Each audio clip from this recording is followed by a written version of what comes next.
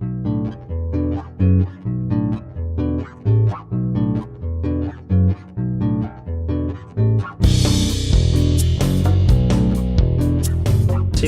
just shake my head sometimes because every government and every bureaucrat has a different opinion and it changes, and to try to keep up with the changes, it's a daunting task. It really is a daunting task. The big worry would be if suddenly a new tax was brought in and you had to start paying money in a tax bracket, or if you weren't able to take as much as you wanted to in a year, or if you weren't able to make able to draw on the amount that you've got for an emergency. I expect that the reviews are addressing the situation of people just retired or about to retire with low super. There are various ways they can do that, but I think the whole question of longevity still needs to be tackled. We get these intergenerational reports and so on, and they almost sound like it's a terrible thing that Australians are in such good health that they're living into an old age, and Australian women are particularly living into an old age. I do think there needs to be a review of how super reflects the increased longevity and what steps government can take to encourage people in their retirement to do a little paid work without jeopardising their super or their pension. Well, I think that there's too many reviews and they still don't seem to be able to get it right whatever they do. But the government's spent all this money, and maybe in the long run that could have been the right thing to do. The only thing that worries me is the coffers are empty now, and where does he go to? Pensioners become more and more numerous. We have a stronger political clout, and the government's got to be aware of that. I don't think they can change super rules too drastically. Speaking from the point of view as an administrator, all these inquiries worry us because any inquiry will have some sort of outcome which will have an impact on what we do. Whether it's a change to our services or a change to our systems or an additional compliance burden, somehow or other we will be impacted. So, you know, if we were given our druthers, we'd like no inquiries at all. But having said that, the inquiries are a reality. We have to walk up to them and we have to put our best foot forward and get the best possible outcome for the industry and for the members. I think all of the reviews, when you combine them, are going to result in a better industry. There's a lot of potential with each of the three reviews, and I'm worried that there's not the political will to execute and implement in the way needed. Giving confidence back to the system that it does work, it is on track and is going to suit everybody would be the nirvana of all these reviews.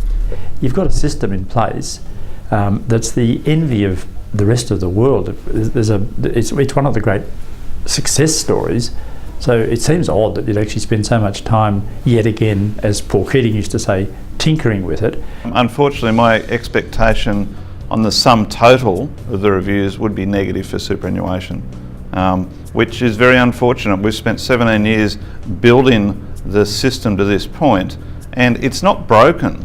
There are issues within the industry. They've been around for a long time. You've got different associations pushing their own barrows trying to get some of these inconsistencies fixed, but you're always going to have that. Everyone's got different opinion, everyone's got different representatives, but the system in a broad sense is not broken.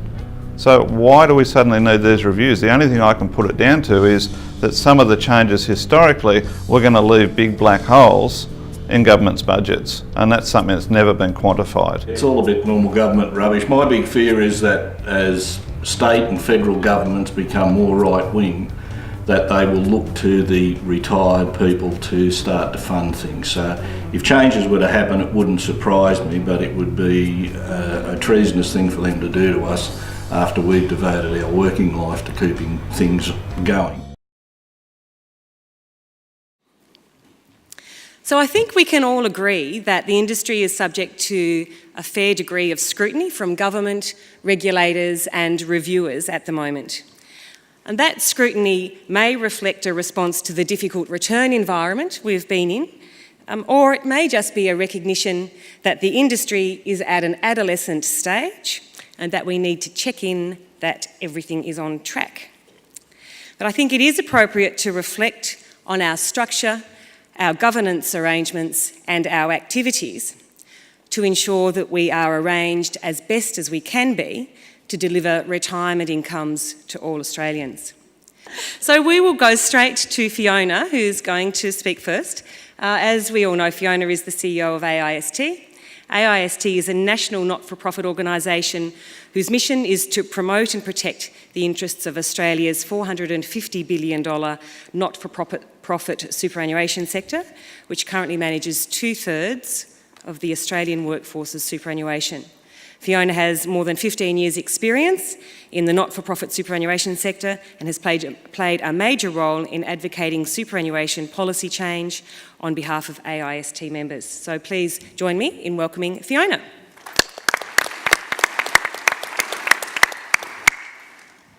Thanks, Maria. Well, the task that I was given out of the panel was to talk about the intergenerational report, because obviously that report has got significant implications for our industry and for what we need to achieve to make sure that we can have people retire with dignity. And we've had plenty of discussion already about adequacy throughout the conference. But I think that it's important in looking at the new intergenerational report, some of the key findings in that are very telling and really show that we have to get moving on this issue. At some point we need to have a blueprint to take ourselves forward.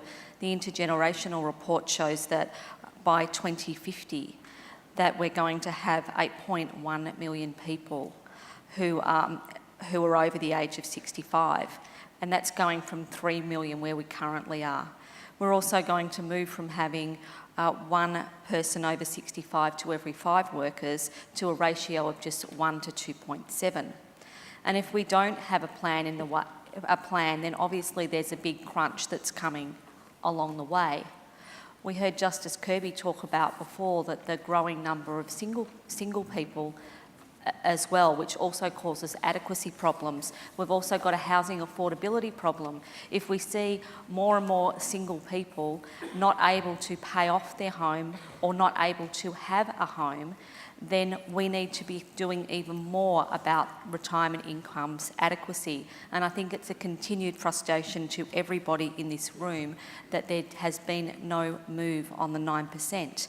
And I think everybody agrees that we don't need to get to 12% tomorrow, but we do need a plan to phase in gradual increases to at least 12% sometime soon. I think also that it's disappointing that when we talk about the intergenerational report, and even out of Canberra sometimes when you hear Prime Minister Rudd talk about the intergenerational report, it's about the ageing population and all the problems that it's going to bring rather than some of the opportunities that it also brings. I'm actually waiting for someone to come out pretty soon to say that we're just not going to be able to afford this ageing population at all, and that at 85 or 90 or something we all have to get taken out to the back room and get the lethal injection, because it's the only way that we are going to be able to deal with it. And if we don't get moving soon, perhaps it will be. Thanks, Fiona. Our next speaker is going to be Pauline. Pauline Vamos is the Chief Executive of ASFA. She's a qualified lawyer and has had 20 years' experience in the financial services industry. Pauline is an authoritative speaker on the industry. She's been a regulator, corporate counsel, head of compliance, a strategic risk consultant, as well as a trustee director. She is constantly sought for comment by media and as a speaker for business. Please join with me in welcoming Pauline. Thank you and good morning, everybody. My role today is to talk about efficiency. And as many of you would know, that part of the Cooper review, efficiency, particularly at the front end of the industry, has been a hot topic. The ability for funds to use the tax file number, the need for minimum data standards, so when we do receive a contribution, we actually get some minimum information. The need for both employers and funds and all stakeholders to actually deal electronically with our stakeholders and our employers and our members. And I think a lot of this will come through Cooper, if not before, particularly part of the Medicare debate. We will move forward. But what we need to remember with efficiency, the front end and that part of the front end in terms of collecting contributions is only one part of a very big debate and big challenge for the industry. Part of the front end as well is for fund members to be able to efficiently be able to compare not only funds but investment portfolios as well. We also have the middle part of the industry, the operational part, the way we administer, making sure that our outsourcing is efficient. We also have the back end. We have our unit pricing, our after-tax reporting, the way we collect information from overseas fund managers. All of these areas we need to improve on and get more efficient. The more efficient, the more that we'll be able to deliver what we need to do for fund members. Being able to deliver post-retirement products, income streams for life, at the moment is very inefficient. We need to change that as well. In our talking with both Cooper, the government and Treasury, one message that we have been giving is this. For the industry, particularly at the front end and the back end, the investment side, to really become efficient, we're going to have to invest more in the short term to get the lower costs in the longer term. So this is where the planning starts. How do we join together? How do we actually know how the best way to spend our money today, and it is a big investment, to get the efficiencies of the future? Thanks, Pauline. I'd like to introduce now Andrea Slattery. Andrea is the CEO of the Self-Managed Super Fund Professionals Association of Australia. She's passionate about the sector, and its self-regulation is one of the reasons for SPA's inception. Andrea is responsible for overseeing membership, education, a wide range of services, and the raising of standards within the SMF sector. Please join with me in welcoming Andrea.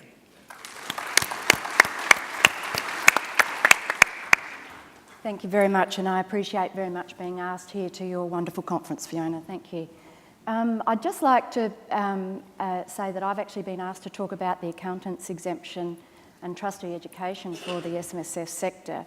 But perhaps to preempt that, I'd just also like to state for the record that the SMSF sector doesn't have adequacy, longevity, sustainability, choice or engagement issues. They actually meet all of those. And so when I'm talking about the advice of the accountants exemption, it's actually about raising the standards through the opportunity of actually removing the accountants exemption, which hasn't actually worked over the past 3 years. So we're recommending that the accountants exemption be removed and that a level playing field actually be put into place. And that level playing field means that we want to raise the bar. RG 146 has been considered to be too low, and we'd like to raise the bar so that you have an undergraduate equivalent across the board, that people that provide advice on a sector of the superannuation is actually covered underneath the regulators, so that ASIC is actually the regulator that would govern this particular sector and, this particular area of advice. And we're also recommending that there be a restricted licence that will actually be available instead of the exemption. That will allow a marrying between the Tax Practitioners Board registration for the tax advice and a marrying of ASIC through the licensing requirements for incidental tax advice. And so we see that it will actually cover a range of issues, and it would be a very simple solution towards providing a solution to allow everybody to be on the same level, providing advice to a sector that requires integrity. And just briefly on the trustee education, we actually don't mandate, we're opposed to mandating trustee education. It's actually an area where we believe that there should be education provided, it should be voluntary, and there should be tax concessions and opportunities for benefits that actually come out through that particular area. So, thank you. Thanks very much, Andrea. Our next speaker is David Whiteley.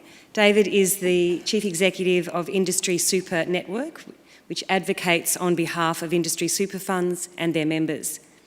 In this capacity, he works with ISN's stakeholder funds to identify key challenges and to determine the strategic direction of the industry super movement. ISN coordinates industry fund collective strategies, advocating for industry super and industry super members through mass media, notably the Compare the Pair advertising campaign, public relations, government relations and research. Please join with me in welcoming David.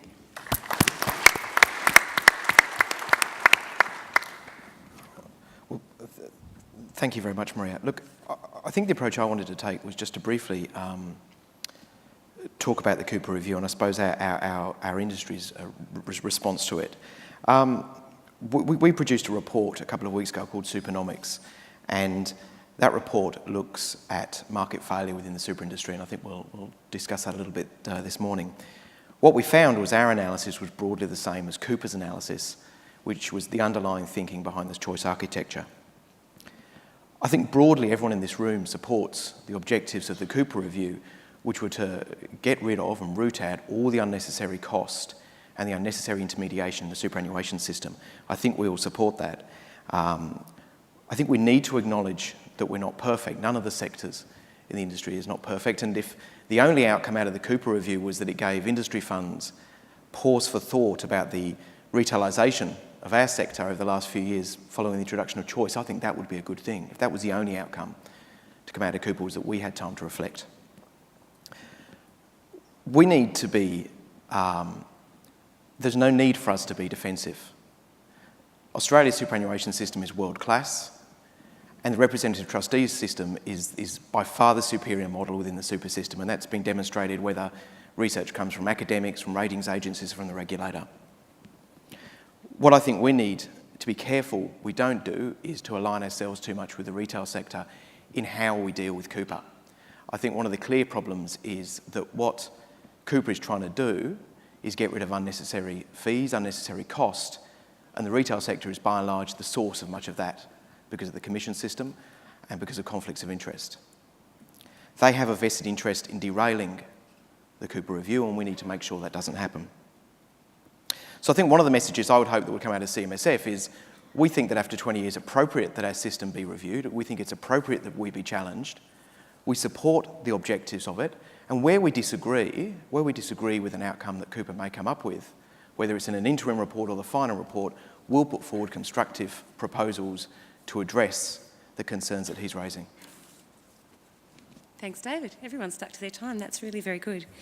At the session on Monday, I thought I heard Jeremy Cooper say that he felt that trustees were disconnected to the back office.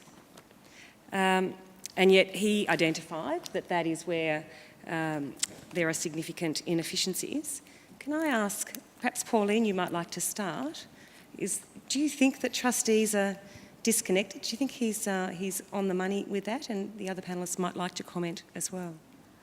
Look, I think, like any statement, we have to be very careful with any generalisation. The one thing we do know about the industry is that the scale and the variety of engagement by trustees goes from very little to a huge, huge amount. And so, you know, I think we've got to, I think reflecting what some of the other panel members have said, we can't pan, we shouldn't be generally panning the industry. However, having said that, engagement with back office, I think, has been an issue, certainly from what I've seen over the last couple of years, pursuing the whole efficiency debate. And I think there's a couple of reasons for that. One is that we kind of not looked at best practice in outsourcing. I think this has already come up in this conference already. And there's been a tendency to outsource absolutely everything. And maybe that was the way to go a few years ago. But we've got a situation now where we've got huge developments in IT architecture, we've got cloud technology, and so our ability to leverage into the efficiencies of outsourcing, particularly in admin with contribution collection, whilst retaining that connection with members, which is absolutely vital going forward, no matter what size or scale you are, is where we've got to start thinking about it. And I think the other thing, and this is a very much a personal view, it's not an ASFA position, in terms of what we've paid for outsourcing, I think if you speak to many of our service providers, except maybe in the investment space, but in the pursuit to really keep costs down for our members, we have taken, I think for some areas, a short-term rather than a long-term view in enabling that constant investment in infrastructure. I mean, we've just spent a lot of time and money in ASFA redoing our systems, and it brought home to me yet again, in continuing investment and upgrading of systems in the appropriate way is absolutely vital. Fiona? I think that you sort of, Cooper can't really have it both ways, because he's talking about bringing down costs, and one of the ways that funds have been able to make sure that their costs are low is through outsourcing and through using their providers, particularly in the administration space. So I agree that times are moving on and people are doing different things. But if everybody, decided to bring in-house their administration, well, that would just drive up costs considerably. And I think that funds do different things. So I think some trustees are highly engaged in their administration and the services that are provided. So you, at CMSF, there's always one of the workshop breakouts is always around something around efficiency. So they're well attended? People turn up to the trustees turn up to the efficiency-oriented workshops? Absolutely. We've had particularly workshop sessions on administration for as long as I've been involved, and we continue to have them because people continue to go and they like hearing directly from the administrators about what they're doing, what they're working on. So, yeah. Can I just add to that? I think, and again, we've got to be very careful here. Again, looking at this issue, particularly as it's come up with Cooper, a lot of the inefficiencies of the industry have actually been driven by the regulation around the industry. The inability to use the TFN, employers have to pay SG, but they actually don't have to provide a lot of information or any information with it. And I've run an admin area, so I know how difficult it is to get some really good information on employee members. So I think where the lack of engagement across the whole industry, and maybe where our advocacy has not been there in the past, is in terms of removing some of these barriers. We've taken on so much legislation, we've tried to make it efficient, but I don't think we have really focused on the monetary impact and the inefficiency impact of a lot of the regulation, and this is where the industry is now changing.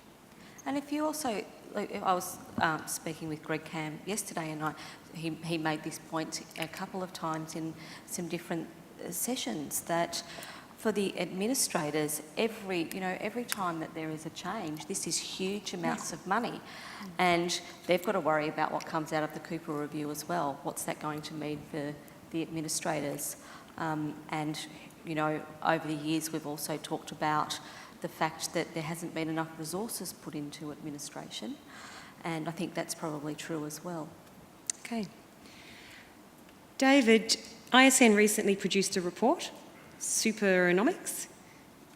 Would you like to tell us a little bit about that report and where you think that can help us go? I would do, thank you, Maria. I thought you might. Nice of you to ask. Funny that. Look, we produced a report a couple of weeks ago, and we called it Superonomics to try and make it sound vaguely interesting. And the feedback it is we got, interesting. Don't be defensive. It's well, very no, interesting. I'm not. Don't worry. What's interesting is I got two bits of feedback within 24 hours. One of which was from a senior economist at Treasury who will remain unnamed, and the other one was from Bill Shannon, who won't remain unnamed. But they both said the same thing, which was that this is the first time they'd actually sat down and read a document about super, which they felt was genuinely profound. And I can say that because I didn't write it, so I'm not blowing my own trumpet. What the report does is it looks at the three sources of market failure within super, looks at their interaction, It identifies the disengagement of members and the inertia that in part creates. It looks at the complexity of what super is. Now, super can be as simple or as complex as we like, but the reality of saying to anybody at any age, in my view, okay, you're now in charge of planning for your retirement, and off you go. Now, we have the self-managed sector to an extent where that's happening, but for the vast majority of working Australians would have no idea what to do next. Plus low levels of financial literacy. Anywhere between a half and 2/3 of people are financially illiterate. They don't even understand what percentages are. And the final, of course, source of market failure is that when people do need financial advice, the model we currently have is one that's based on conflicted forms of remuneration. We put all this together, we looked at the interaction, and what we found was that for every extra 1% you paid in fees, you lost 1.5% in returns. So the way the economics of super work is the more you pay, the less you get. We found that there was unnecessary cost, largely in the form of commissions, for up to a year's annual wages. So somewhere in the order of between $50,000 and $60,000 over someone's lifetime. Now, if this was the home loan market and product X had a home loan rate of 2% higher than the rest of the market or the other things, nobody would go and get a home loan from that bank or from that home loan provider. But that's what's occurring in superannuation. And of course, this isn't the home loan market, it's something much more important. It's part of our public policy, part of our economic fabric. And yet, this is how the system works, and at the moment, we seem to just be quite comfortable in allowing the system to continue to work in this way. I think that talking about market failure and framing the points in that way is very useful and will certainly get you a long way in terms of Treasury, because that's undoubtedly how they like to look at things and how they can sort of justify making changes if there is identifiable market failure. So I think that's a very smart move. So Andrea, you were speaking about lifting the exemption for accountants. You are going to have to explain to me what that is all about and how that is going to raise the bar in terms of the standard. Sure. That is not a trick question, that is... No, that's fine. Because I think that whilst everyone up here might understand the lifting of the accountant's exemption, I'm thinking that there'll be some trustees that are perhaps not quite with us. At the moment... I'm not. When you look at the self-managed super fund sector, trustees have the right to get advice from ranges of professionals, and there's only about 1/3 of our membership or constituents that are actually inside of the financial services reform, and so they're the only ones that have to be licensed. There is an exemption for the accountants, and the exemption is only for the NIAs, the CPAs and the ICAAs who actually practice in Australia. Other accountants are actually not exempted. The exemption only applies to the advice in setting up a self-managed super fund. So it's only looking at, when you're talking about a licensed financial advisor, you're talking about someone that can effectively talk about investments and products and structure and choice, for want of a simpler way of saying it. And so the accountant's exemption has exempted those accountants from providing advice under a licence for part of the structure aspect of it. And so the accountant's exemption has been considered to not have worked. Anecdotal information is suggesting that the accountant can't actually do anything other than to set up a self-managed super fund. And so they have been the target of, well, are these being set up inappropriately? And that's not always the case, but it does leave the door open for that conjecture. It also is the fact that not all accountants are actually eligible to provide advice without going through the licensing regime, and so there's an inequity there. And just generally, the accountant's exemption, for a host of reasons, has been considered not to be a success over the time. What we're actually proposing is that accountant's exemption actually be completely removed, and instead that there actually be a restricted licence, so that people who, for instance, are accountants who wish to provide advice on choice and structure, and financial planners who wish to advise on choice and structure whether or not they have a tax advice capacity, which means that they are actually registered with the Tax Practitioners Board, or whether they are actually only in the incidental tax advice area, that they actually be fenced off, coming under ASIC's jurisdiction, and that fencing off actually then joins between what is tax advice under a registration with the ATO and licensed advice, which is under the regulation of ASIC. And when I talked about raising the standard, at the moment, RG146 for superannuation, which is across the 4 areas, once again, of investment product, structure and choice, that actually be raised from its current level, which, if you're looking at educational frameworks, is a kind of equivalent of Year 10, up to an undergraduate level, which is actually an equivalent of where the complex advice should be in the self-managed super fund sector. And so we're recommending that competency, that skill, which is a superannuation skill at the moment, actually has a competency attached to it, and that competency and skill is raised from RG146, and then that sits in that licensed advice, and then ASIC can regulate it. Okay, thanks. We might have the house lights up because I want to see if anyone's asleep. And if someone is asleep sitting next to you, I can see some. Oh no, just resting. That's good. Then I did have a slide actually to show it, because it's very difficult to explain, and so that's why I was asked to do it. So we will start. No, well, I wasn't at all thinking that was boring. Please prepare your questions, and I know that Pauline wants to add something on this particular issue. Go, Pauline. Thank you. Just around the advice space, speaking with both Cooper and government on this, it just highlights an emerging issue, which the accountant's exemption kind of exacerbated on one view.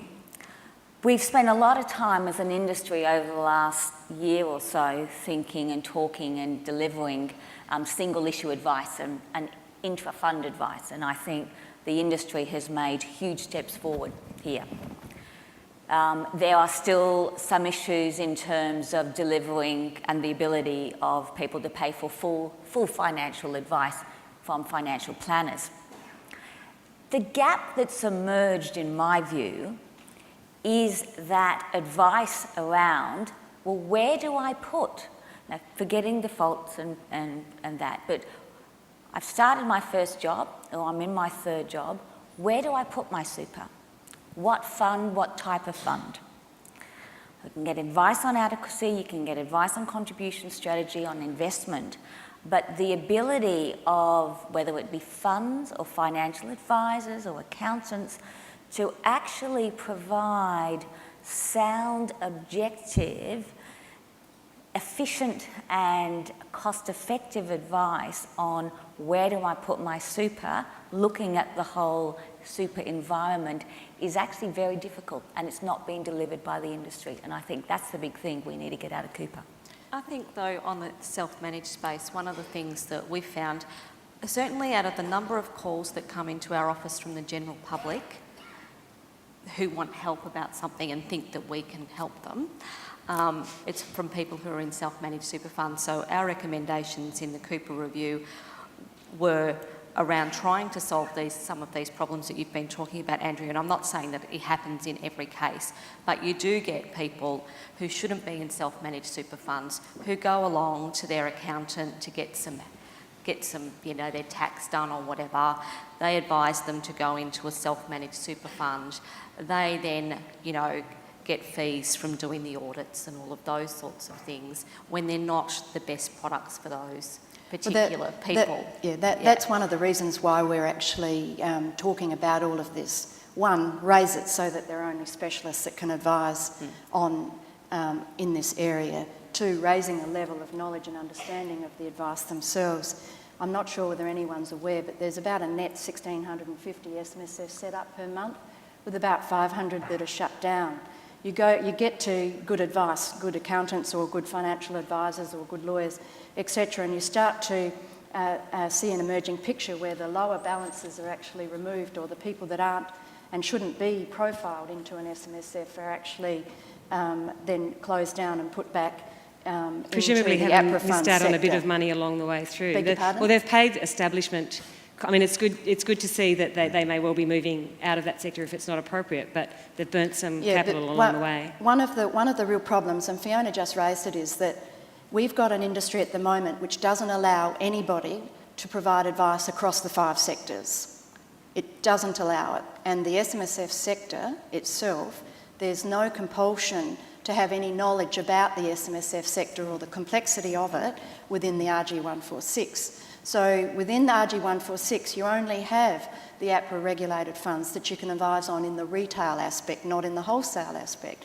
And so what we're suggesting is that let's get choice right, let's get people that are in there that can actually advise across the areas, let's get an understanding that people should be able to be within the various sectors and they should be profiled, and if they do get that advice and they do have the right to pay for that advice and have that informed that information to make informed decisions, then let's allow the system to do that. But at the moment it actually is a barrier. It's a barrier for the SMSF sector, it's a barrier for the APRA fund sector.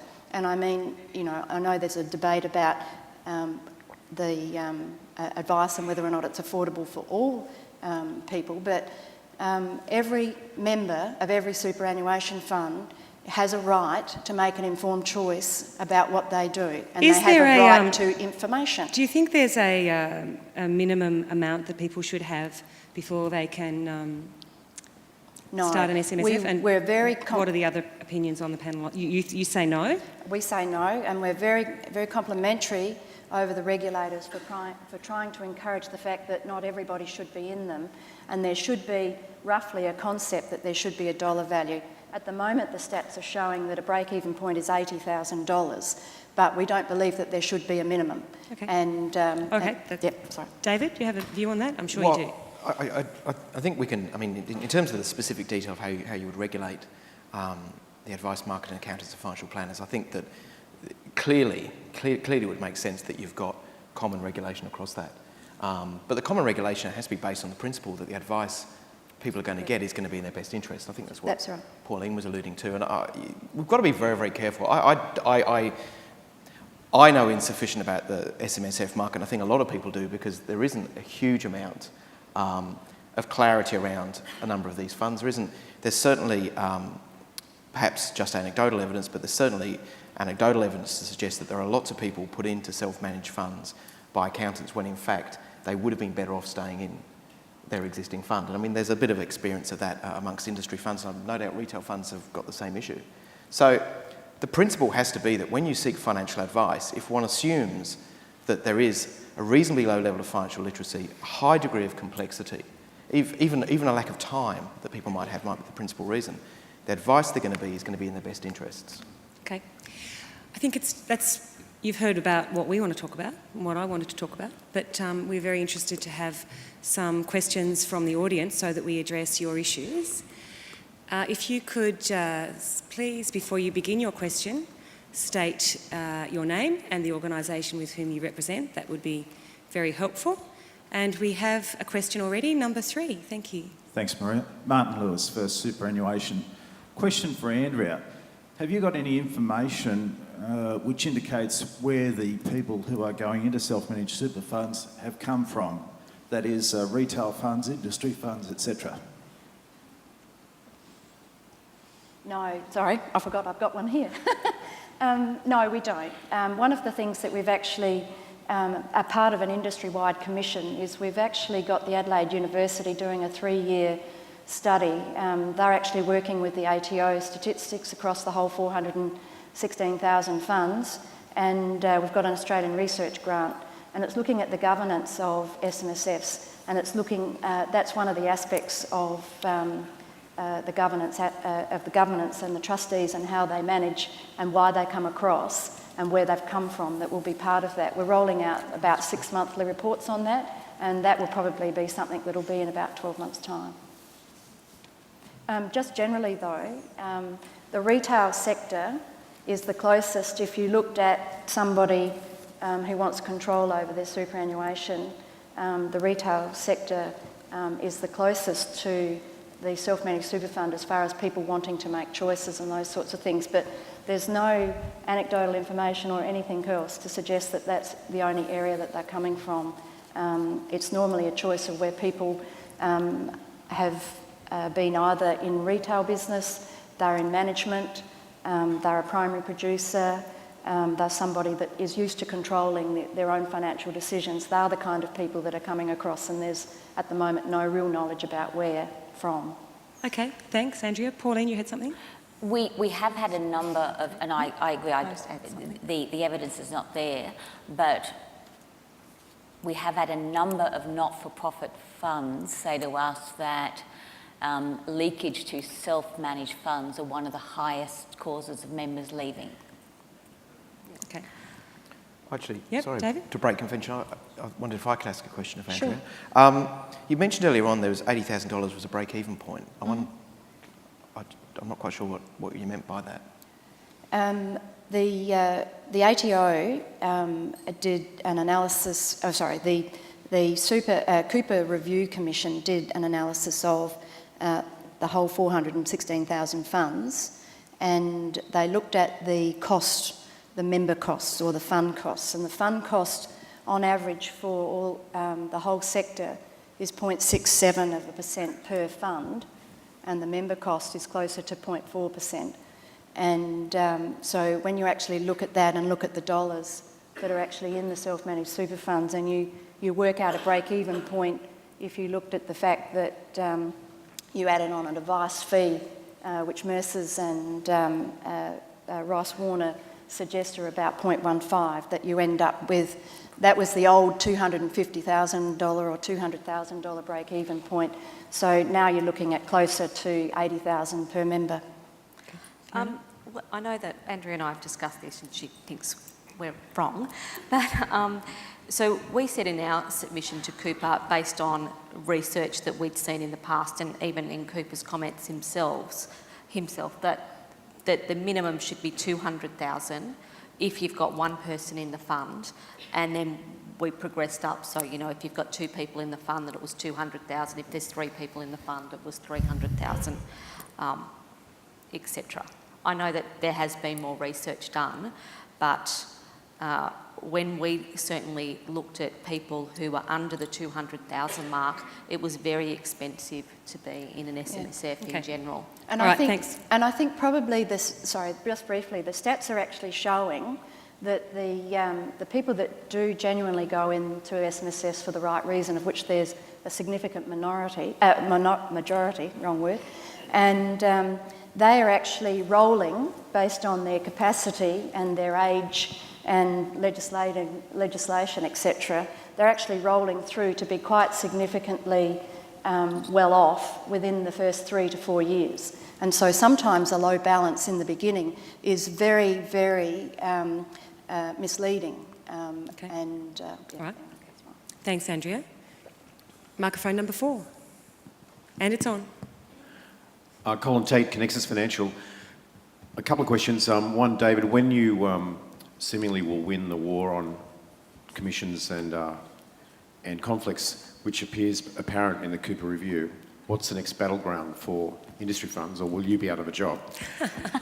And the second question is, given that there seems to be now some competition, perhaps for the first time at CMSF, between the self-managed super funds and the industry funds, are the industry funds geared up to keep high net worth individuals anyway?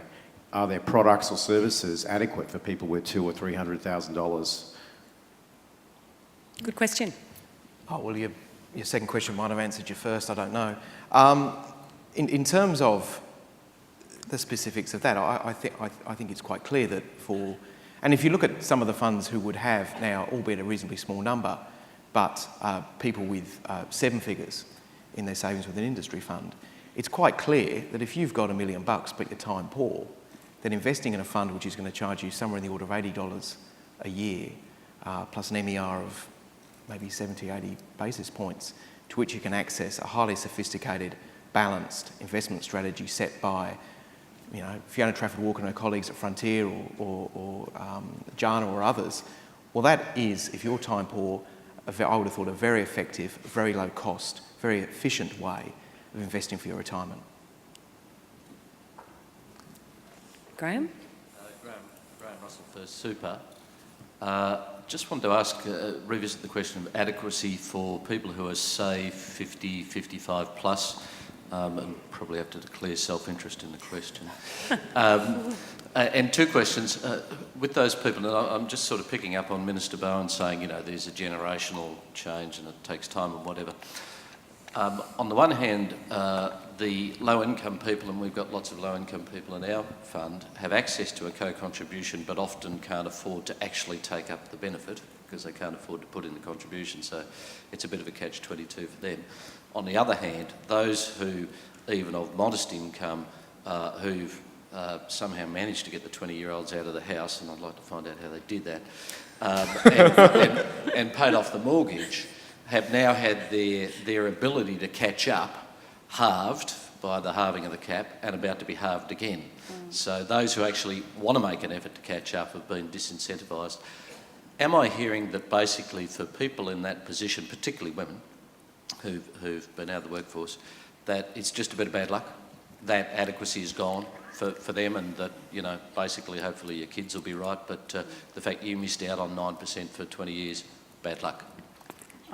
Yes, I think Fiona, that's got your name written all over it. Have a shot. First of all, I'd say about getting the kids out of the house, what you have to do is sell the house and then you move somewhere else. I did this. One did come back, but they're going soon. So it's the only way to make it happen. But on the question, I think there is just this general sort of, well, we're in transition. There's always going to be people who miss out. I mean, how many years have we banged on about issues about women? Nothing happens. And then along comes this cap issue that makes it even more difficult for women in particular. We've completely supported the government in moving the cap from 100,000 to 50,000 and 50 to 25 for the under 50s. But there's lots of women who go back to the workforce, particularly if you're in a couple and want to salary sacrifice a lot of money, as much as they can, into their super. And this just makes it even more difficult for them. Thankfully, I suppose, on another issue for women, there's at least been starting to have some discussion about super being included in the parental leave scheme. Although the government doesn't seem to, isn't so interested in that, but maybe there will be some inroads made there. But I don't know why we can't have a system that doesn't recognise, that half the population doesn't work the same as the other half of the population, and why there isn't more done to assist those people. On the co-contribution, we did some research on this not last year, the year before, and had suggested that maybe the co-contribution sort of was $1,000 rather than the $1,500, but the people at the very bottom didn't have to make their own contribution and pay for it, pay for it that way. But it's certainly one of the key issues for adequacy. Are we done? Or Pauline? Sorry. You go first. Just one quick point. What's starting to happen in this space is that a lot of funds, particularly funds with members who on average income of between 50 and 125,000, are actually starting to collect data on the impact of the reduction in caps, particularly the 50 to 25. The impact on DB funds and the impact of insurance payments as well. And it's now that this data is starting to come through, that's the sort of information we're feeding into government. Because there was a bit like, this is only for the wealthy, but now, because it really is starting to show, it's impacting not the ones on 150 plus, but the ones in that middle ground, and particularly single females over 45, the government, I think, are starting to go, oh. So I spent 3 days in Canberra just peddling this like crazy, both sides, and there is now, because the debate is becoming more informed, I think they're starting to listen. Okay. And, sorry, David. There you go, Andrew, that's okay. If we keep it, just keep it short. Just very quickly, this was perceived to be the wealthy only for the wealthy, only the 1%, and that all their money would actually go into personal income, so the revenue for Treasury and government would increase. Pauline's absolutely right, that's not the case. The wealthy don't pay 15 cents in the dollar, they don't put their money into super. It's that next band, and the band's going down. And so you've got people that have got contractual issues that are caught and that have got a number of jobs. And so you've got Kevin Ordinary is actually getting hurt here as well. And so it's a very, very big push of all the associations with government to assist, because it's actually affecting the Australian savings. The Australian, the GFC was survived because we had a $1.2 trillion cash nest egg sitting there. The capping's actually going to affect that, and particularly those that can afford to look after themselves. You okay, David? No, I can just... you want to have one look, last go? I'm not sure it's going to make me too popular, but as a disclaimer, I mean, ISN's approach to this and our second submission to Henry, you know, our view then was that the caps at their previous level should have been retained. I just think we need to be a little cautious. I'm glad that Pauline's collating the data so that we can prove the point, particularly if there is an equity issue there. Yeah. That's absolutely critical, and I think that you know, there's something I've been saying to funds as well. If this is a gender equity issue, let's prove it. Let's not just talk about it. There's a couple of other things. Firstly, from Treasury's perspective, wealthier people will save anyway. The idea that super is now completely unattractive from a tax perspective is actually wrong. So people, they know that the wealthy people will continue to save for their retirement. They may save it somewhere else, or they may save it with super, but we can't be too precious about that. The second point is we also need to be a little cautious about how the government will make changes to the taxation of super. I retain the view that the most important change they should make is to the tax people are paying on their contributions, and the very dreadful inequity that's available there, which is that the 5% of the wealthiest Australians are getting 40% of the tax concessions. That, I would have thought, is the real issue we want to address before getting continually too concerning, putting all our efforts into lobbying government about increasing the concessional caps, because it will remain that it's still people who are wealthier will be the major beneficiaries of that. Okay. Just on that though, David, it's actually, Mercers have come out with, if you just look at super and you just look at tax, yes, you'll come out with that view, but if you actually look at other aspects of super, plus other policies, housing, health and aged, it actually turns out that it's not the case. Every single Australian is on the same level, and it's those that can look after themselves and those that require to be looked after, and they've actually brought out research last week on that. I think we can agree. I think we need to move on. I think we can say that data is good. So the more data we have to support our arguments, that has to be a helpful thing. Any funds that have any more data, please send it to us, Claire of ASFA. Right, there we go. Okay, and to David and to Fiona. So, okay, question number 3, microphone number 3. Hi, it's Jeanette Cheer from AXA. I just wanted to reference one of the comments made in the video just regarding longevity risk through the Henry Review. I believe he did talk about the potential mandating of investment in certain asset classes, and on the other hand we've also heard whispers of potential incentives for the development of longevity products. Can you perhaps, Fiona or Pauline, maybe comment on the opportunities and challenges for this industry in that area? Oh, well, I mean, I think that obviously something has to happen in this area. I think what most probably workers want is to be able to be in a low-cost fund that they can save for during their lifetime of work, but then they can seamlessly be able to move from work into a retirement phase. And we do need to see much better products in that area, and if it needs incentives, tax incentives, all of those things, well then that's what we need to do.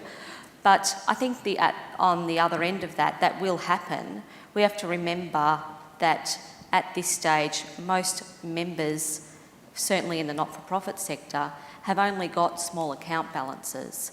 So there hasn't been that need, I suppose, to develop as many products at this stage, but it will come as those account balances grow and people are looking to do more in retirement than maybe take a bit of a lump sum because they don't have much, and maybe a bit of an allocated pension if they're lucky. Because a lot of people, like I said, have only got 50, 60,000 when they retire, but we do need much more innovation. There's three parts to this debate, and a lot of thinking has been done. It's been driven again by the Cooper Review.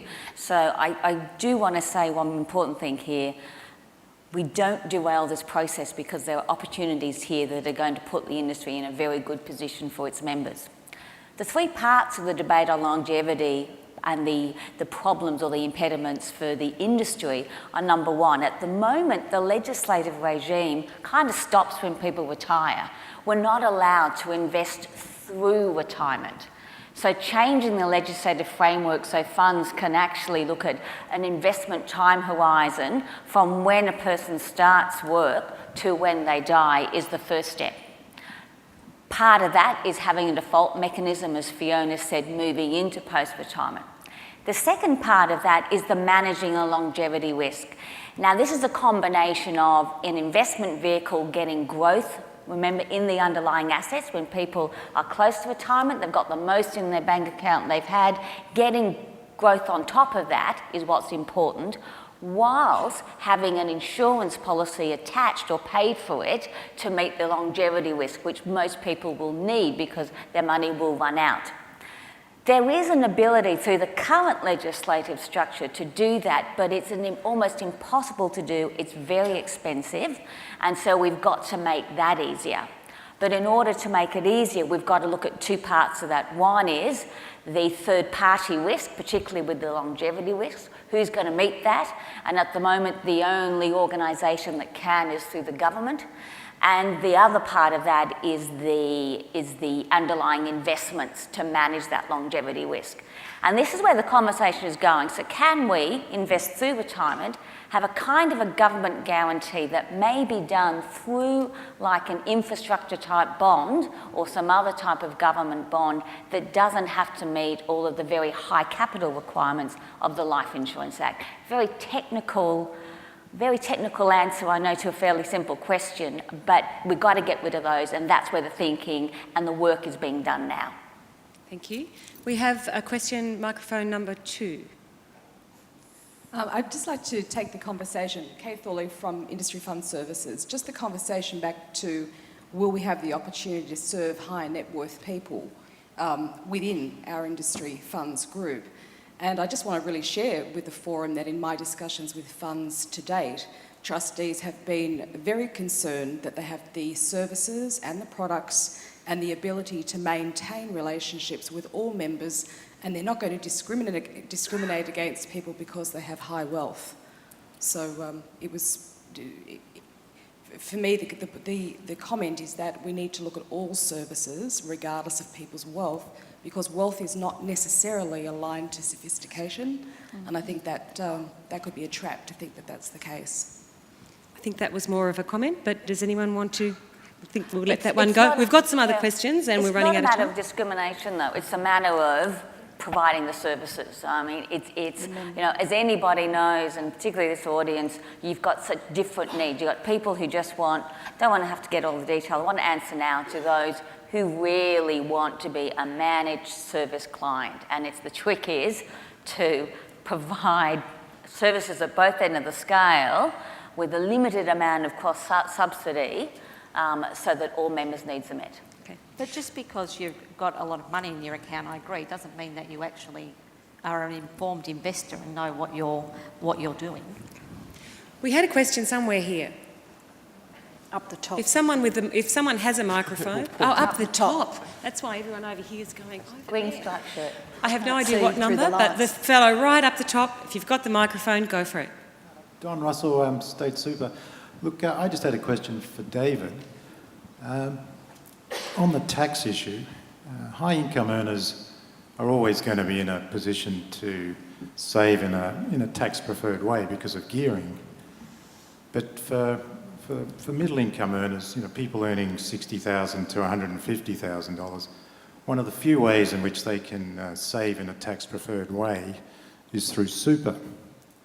And at the moment we've got the Treasury who are quite determined to reduce the tax preference which is going to super, and I mean, a standard ploy is that it's very, very difficult to knock off a tax preference which is being handed to ordinary people. So before they can do that, they first have to have it characterised as tax preference going to high income earners. So I'm just a bit concerned that on this issue, it might be better for the industry, which is actually under threat, if we all spoke with one voice. Well, again, the first comment I made was that the position we'd put to the Henry Review was to retain the concessional caps at their then existing rates. So that's the view we put forward. The second point, I made the point that what Pauline is doing in terms of collating the research is very important, because if you're going to convince Treasury, and I mean you'd know this as well, if not better than me, if you're going to convince Treasury, we need to have the data. And to this point, what we've largely had is anecdotal evidence. So let's prove our point and make it then. And if that's occurring, then that's what's going to carry the argument. It's not just going to be a lot of headlines in newspapers and the industry jumping up and down. The final point I'm making is I don't know the extent to which the government is going to enact elements of the Henry Review if we assume it comes before the budget. I don't know whether they're going to prioritise certain changes around tax. But I retain the view that at this stage, the most important change they could make would be to make the tax on contributions being made fairer and more equitable.